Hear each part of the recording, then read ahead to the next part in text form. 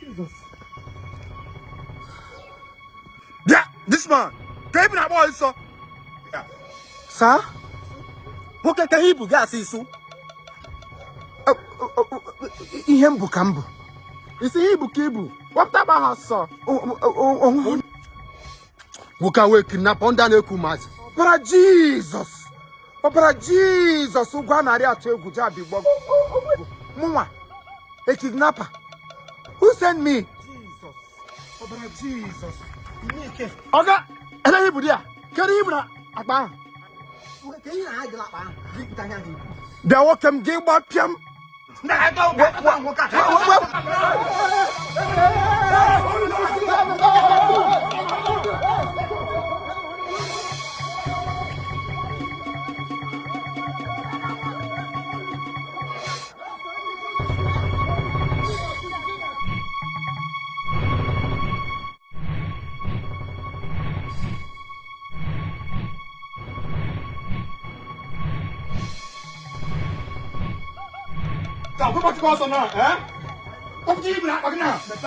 Open this thing.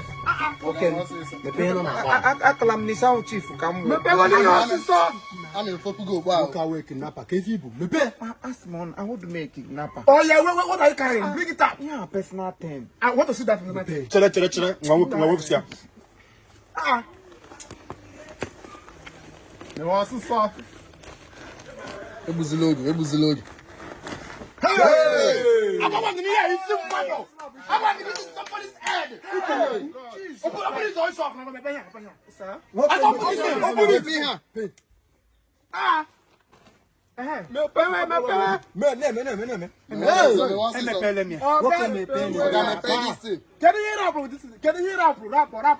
See, guys, relax now.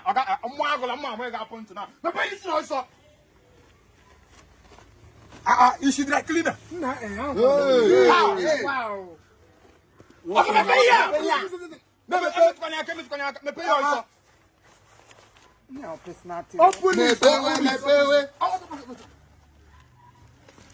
Wow.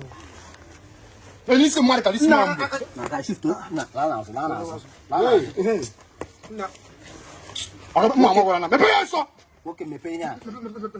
One day you go to Azuaka.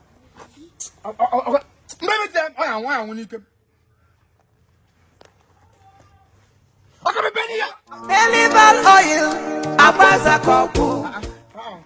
Nelival engine oil. Jackie, imagine I have actually since. Now, boss, I'm going to I would make igniter. Yeah, Nelival engine oil. I'm going to use it for my car. Huh? So you update you know that this oil is new in town. Yeah, the best engine oil so far in town. And once the thing enter market, people they rush. So as I see this one buy, I want to hold it because it's so precious to me.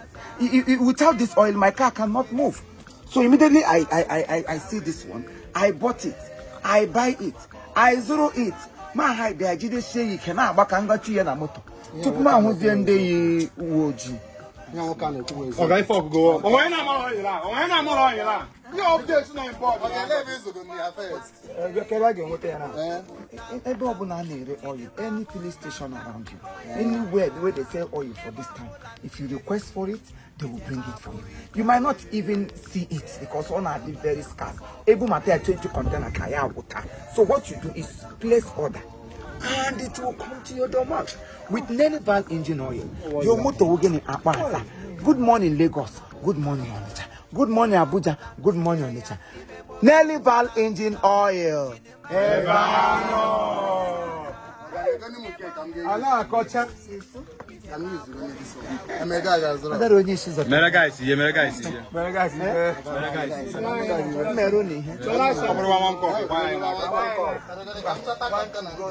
Nelival oil.